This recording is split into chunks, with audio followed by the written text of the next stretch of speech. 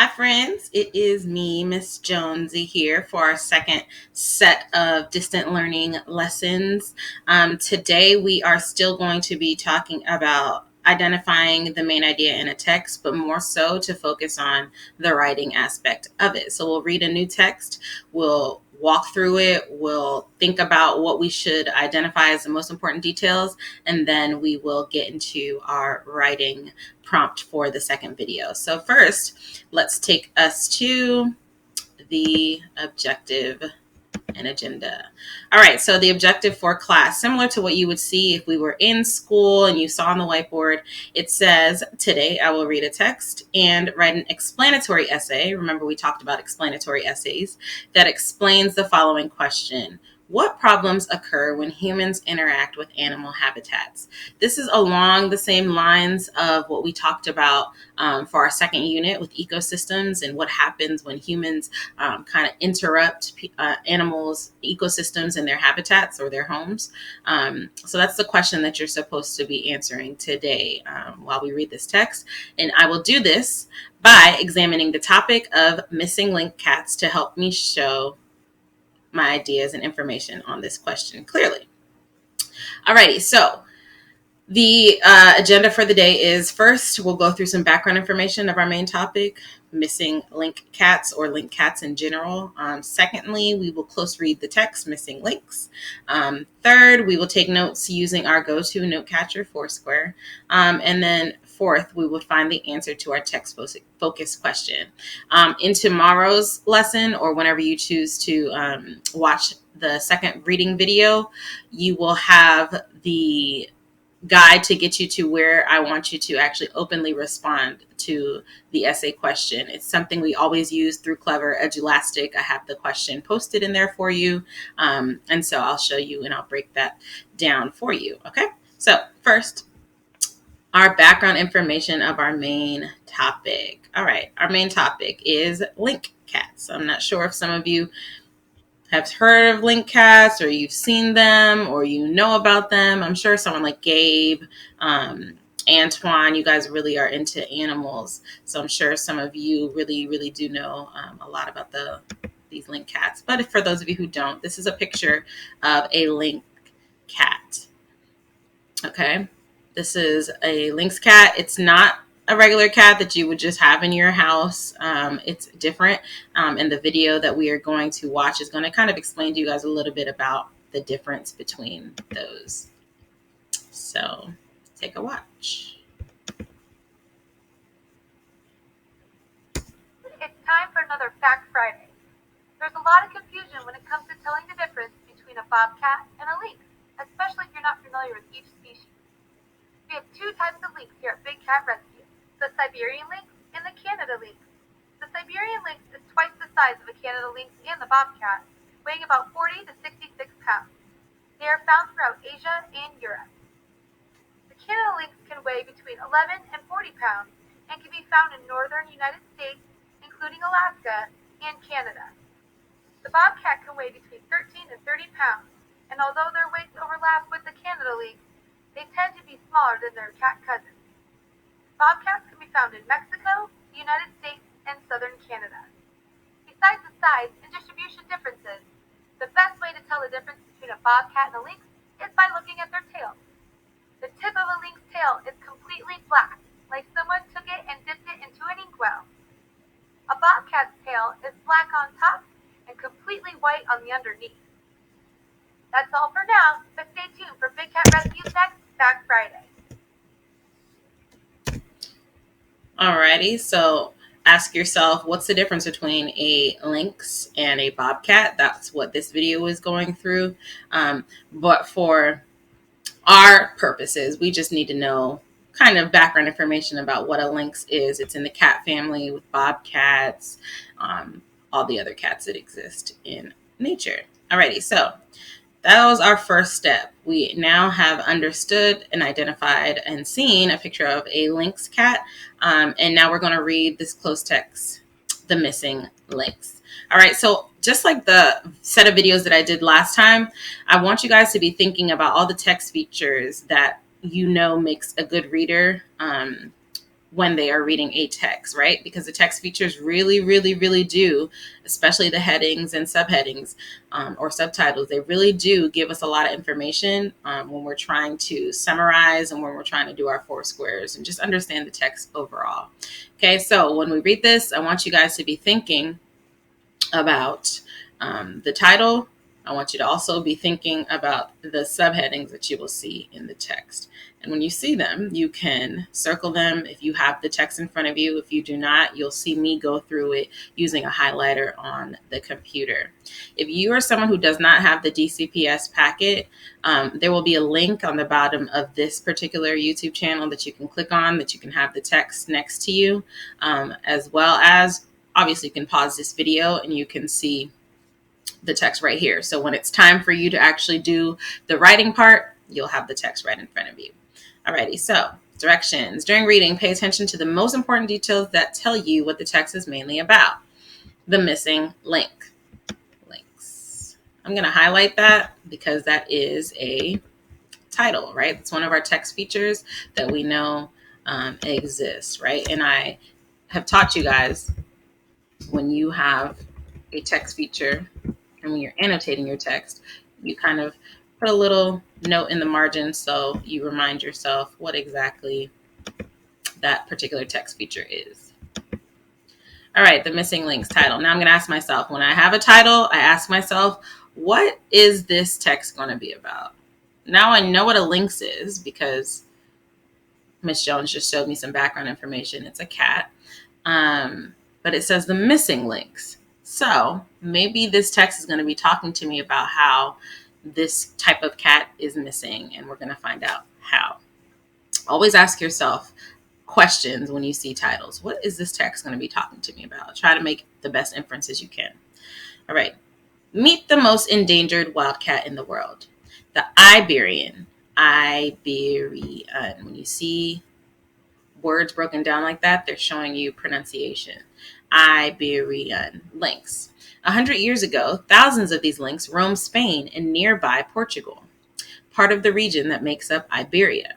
But by the 1990s, they were missing from almost the entire area. Okay, there's a word that came up here that's similar to the title, missing, right? So something about the cats is missing, and we're going to find out what. It says by the 1990s, they were missing. Fewer than 100 remained in the wild. There were a number of reasons Iberian lynxes have become so rare. One reason is that some of the land they need has been taken for farming and building.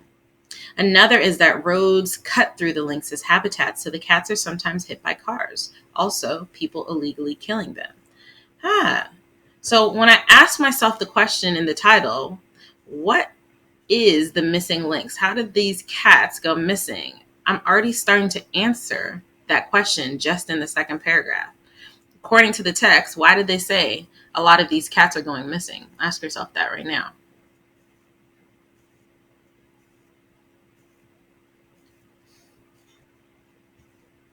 Let's keep reading. But one of the biggest reasons the lynxes are disappearing has to do with their diet. These cats eat rabbits and little else. Unfortunately, in the last 60 years, rabbits in lynx areas have been almost wiped out by disease and hunting. As the rabbits disappear, the lynx have too.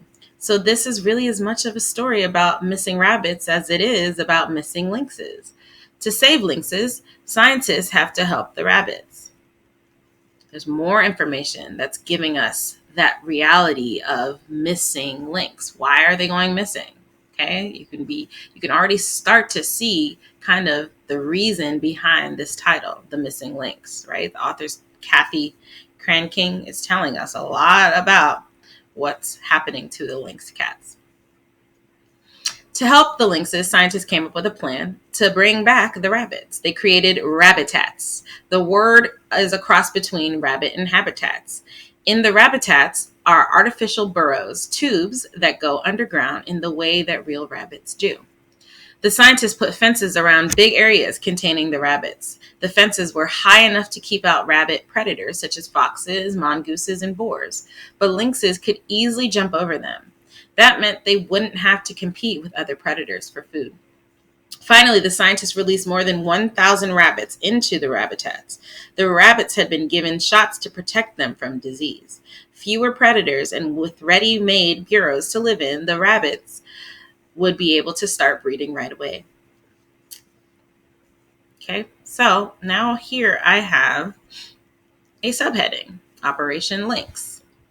Okay, we know that subheadings give us information about whatever is going to be talked about in the following paragraphs after it. So the lynx is a cat, something about operation and lynx. All right, so I need to be thinking about that as I read this heading, or this section rather.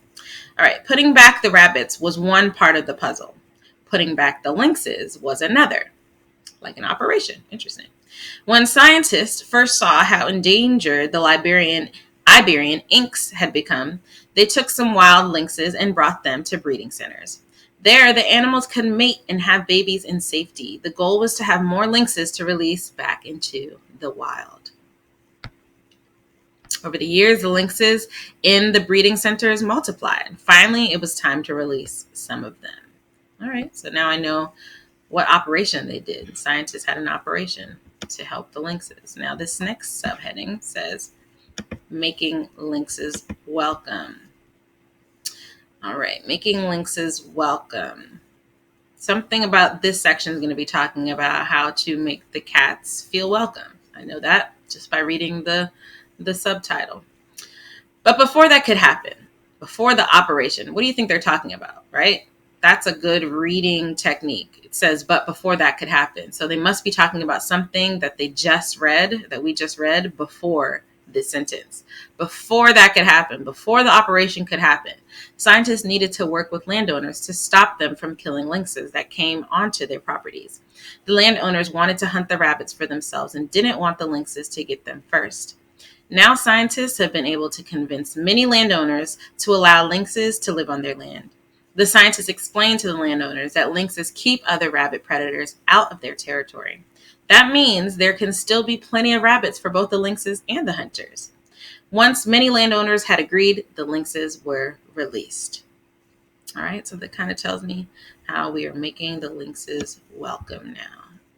And then we have another section that's titled Hope for the Future.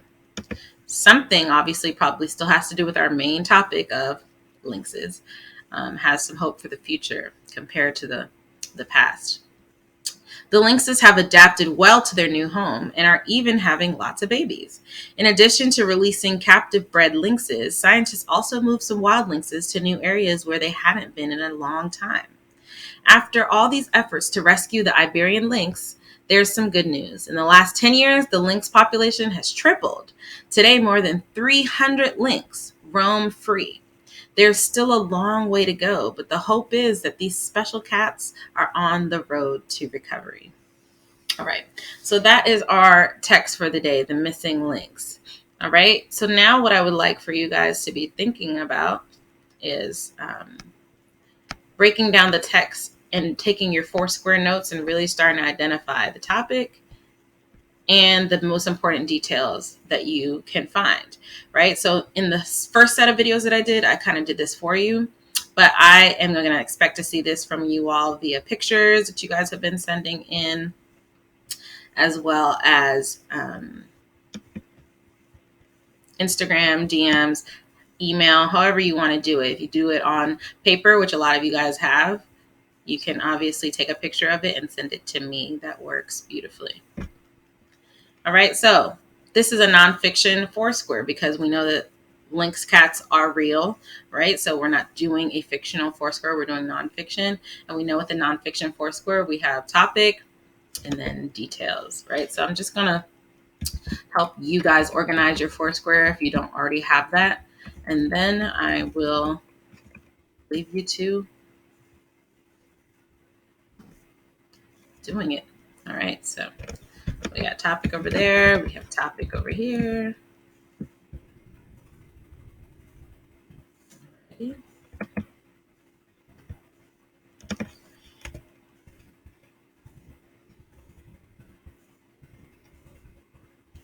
Now I did show you guys a trick when we were back in the days when we were in school. And that trick was when you have a nonfiction text that already kind of separates things into headings and subheadings for you, really use that, right? So, like, this doesn't necessarily have a heading over it, but it's probably the introduction. It's introducing us to this topic of the missing links. So, there are some great details in here that you can use, but then you also see that this says Operation Links. Tell me something about the operation that they did to help the links. This says making links is welcome. Tell me a quick detail about how they made the links welcome. Hope for the future. Tell me a quick detail about what they said about the hope for the future, right? So use headings and subtitles. Those words are interchangeable to really help guide your notes, right? That's what they're there for. So if we saw what? 1, 2, 3, about 4 headings or subheadings, including the introduction. So you could break this up into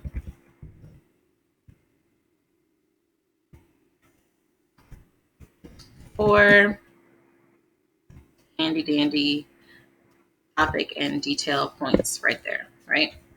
That's a simple way to do it. If you have subheadings, if you don't have subheadings, finding the most important details like we practice all the time, you still know how to do that. Now, I will expect to see this from you all come Friday for the Missing Links article, your Foursquare notes, as well as back to the agenda.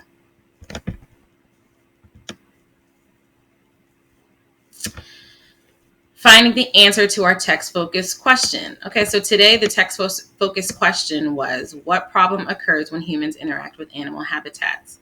So normally I tell you guys in this quadrant of the Foursquare to write the overall main idea, right? This is normally for the writing checklist, but for today's lesson where it says overall main idea, I actually want you guys to answer. Just put the 2 or 3 answers that you can find to this question, always restating it and answering it, right? What problems occur when humans interact with animal habitats? Some problems that occur when humans interact with animal habitats are, and then you tell me 2 or 3 problems that can occur when humans actually interact with animal habitats. This is not a time for you to start thinking about all the things that you know can happen when humans interact with animal habitats. This is simply for you to understand, according to this text, the missing links, what happens when humans interact with animal habitats, with the link habitats, right? If you read the first text that we did in our last series, then you have more information, right? If you read this text,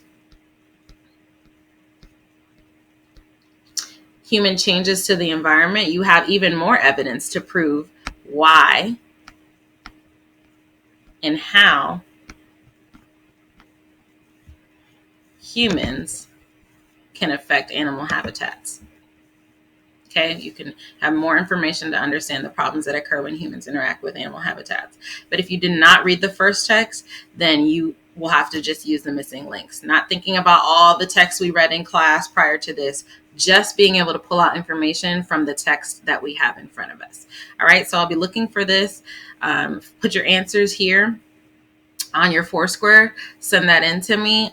In the next video, you will see you're going to be using the answers that you came up with for your open response, right? So this is just a process. You break down the text, you really understand it. Well, you read the text first, you break it down, you really understand what's happening.